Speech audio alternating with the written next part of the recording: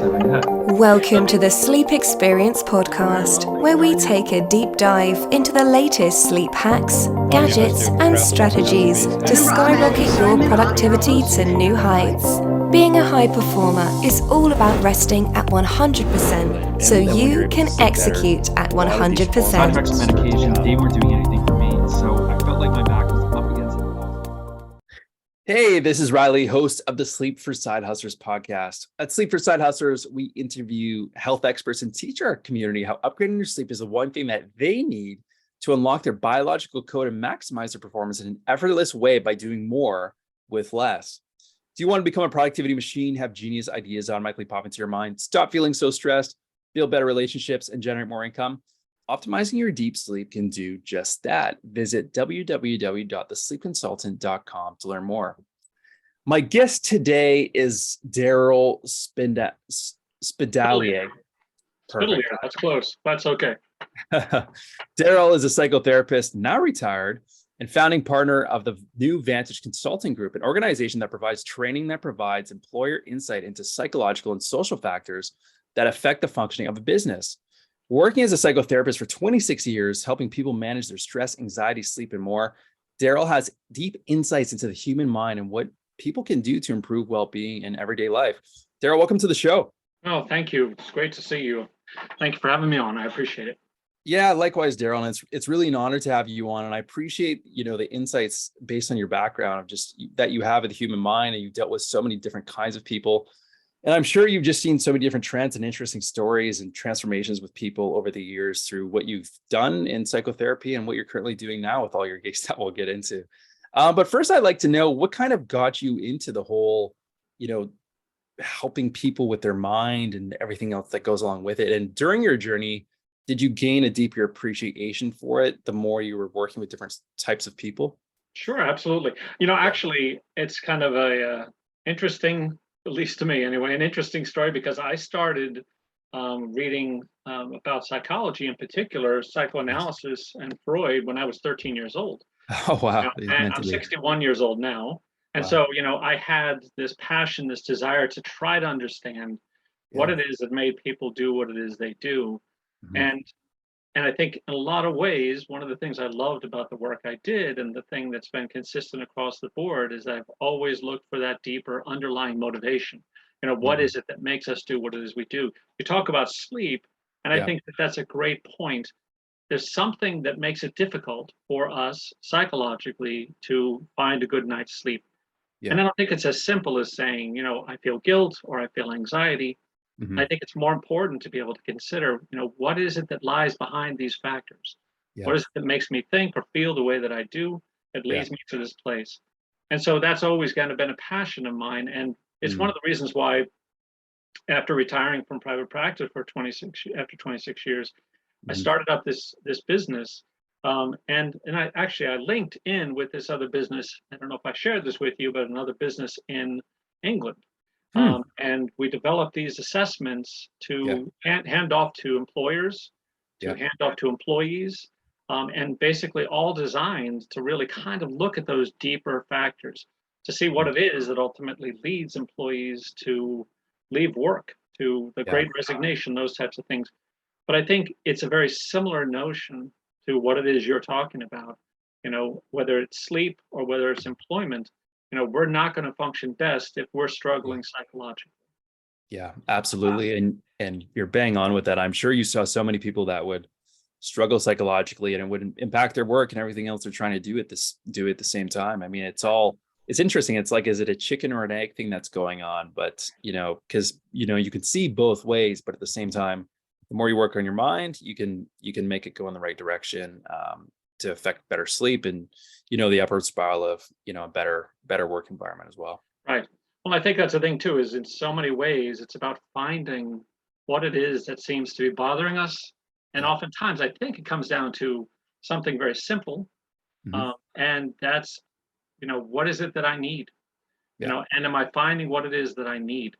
Whether it is from, as I've said before to others, whether it's from you're in the mail room all the way up to the boardroom, one way or another, if you're not getting what it is you need psychologically from the situation that you're in, your productivity is going to suffer. And as a byproduct, how am I to find rest? Yeah. How am I to find a deeper, more satisfying, and more importantly, healthy sleep? Yeah. If I live an unhealthy life by not getting the things that I need that are healthy for me. Yeah.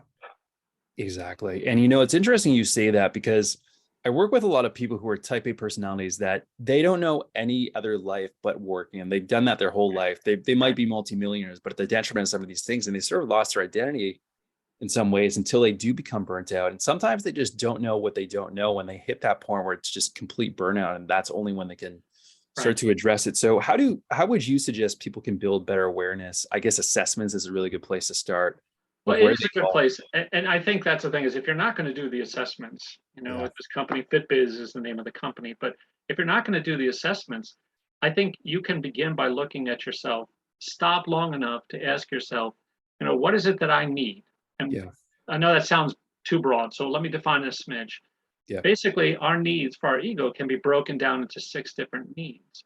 I'll focus on these specific ones, but basically we have emotional needs. The need to be able to express whatever it is we're feeling, to others.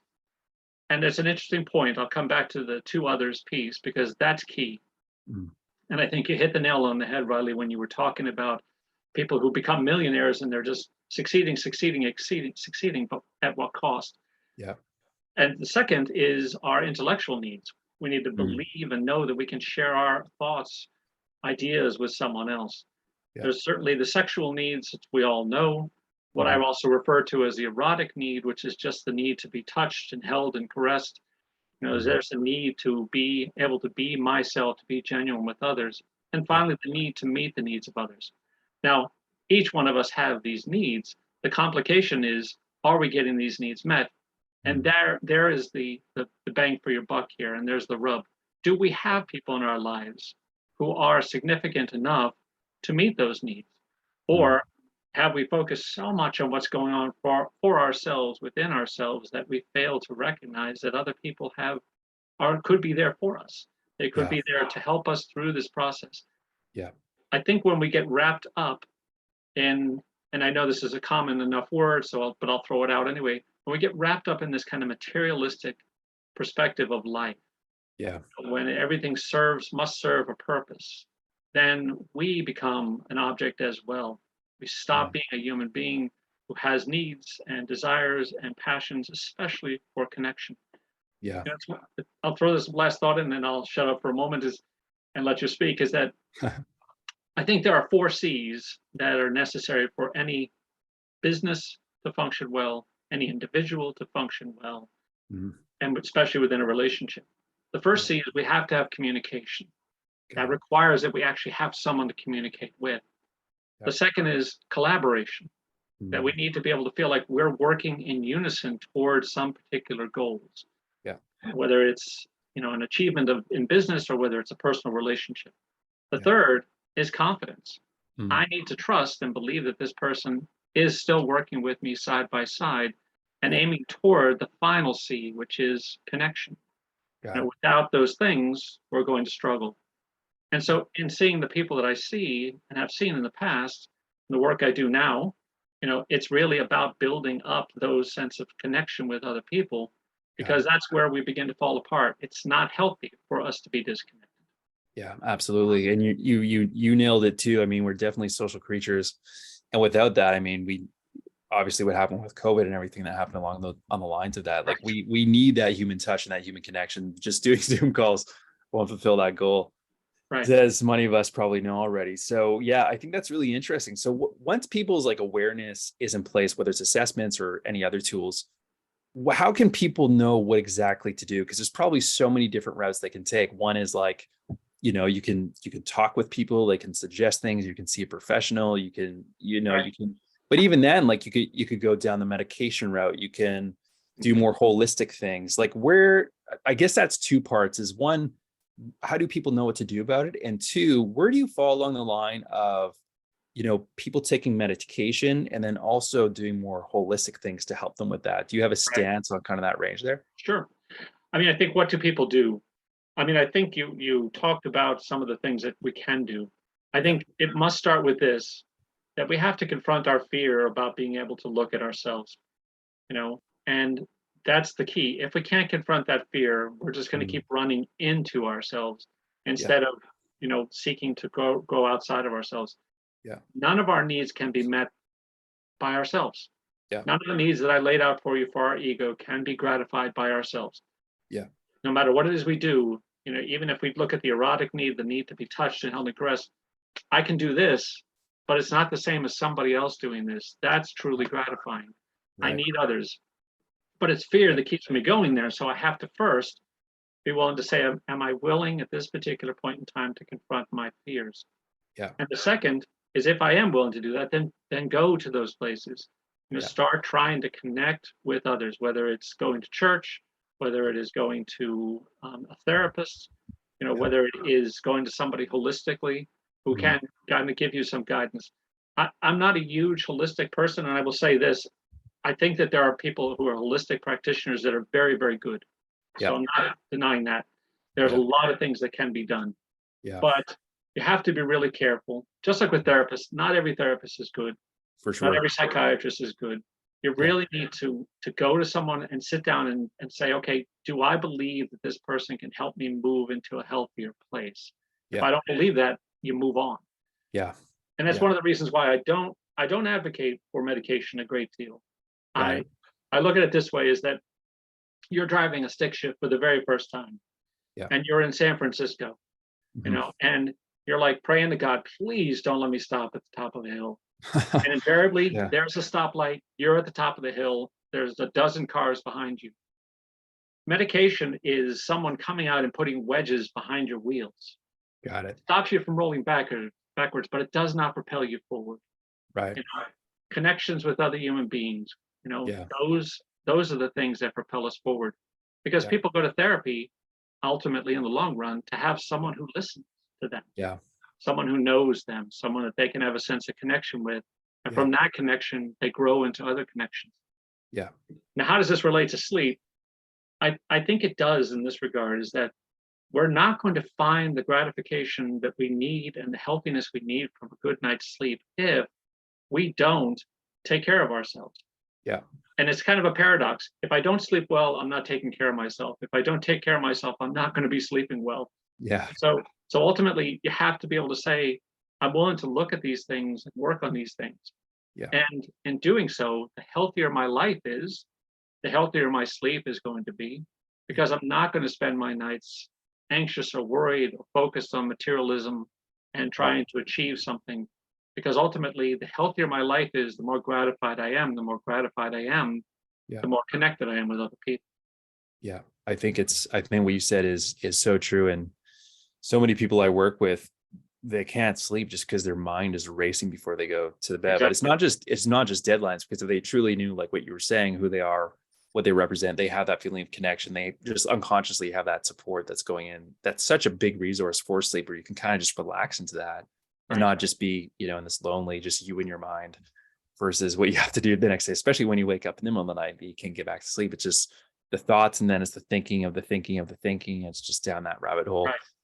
What have you found to be, there's different forms of therapy. So there's like talk therapy, there is, you can go the medication route, but in terms of like, some other things people talk about too, like eye movement, desensitized, rapid eye movement therapy. You have like EMDR with tapping, you have somatic experiencing, like you're kind of going more into the body, cognitive behavioral therapy. Do you think one works better than the other, or do you think it's taking a customized approach? Well, I mean, I've done a lot of research in this arena. And one of the things about a lot of the approaches that you talked about is that the recidivism rate is really high. In other words, people go, but then they keep coming back because there's no resolution. And it's my personal thought, so I'm speaking for myself, but I'm also basing this upon research I know that's been done in England, that the approach I take and took in therapy was psychoanalytic. And the reason I took that approach is because it looks at the person as a whole. Yeah. Like you talk about sleep is a part of the whole. Right. It's a part of who this person is. You might consider it a more holistic type of therapy because it really looks at the person as a whole. Yeah. And like I said, two things are necessary in life. One is connection with other human beings, Yeah. And two is having healthy relationships. Those connections must be healthy ones. Yeah. You know, that's one of the reasons why I'm not a big fan of the whole term human resources, because ultimately human resources is seeing people as cogs in the wheel instead of saying, these are human beings. Yeah. I am personally of the belief, as part of the motivation behind New Vantage as well as FitBiz 360, is to see people as people, putting people back in business, instead of it being, something where they're just cogs in the wheel. And so my approach has always been recognizing that I want to treat others the way I would like to be treated. I want to be able to say this person sees themselves or is seen, and they recognize themselves. They're willing to look at themselves because they're being seen by someone else.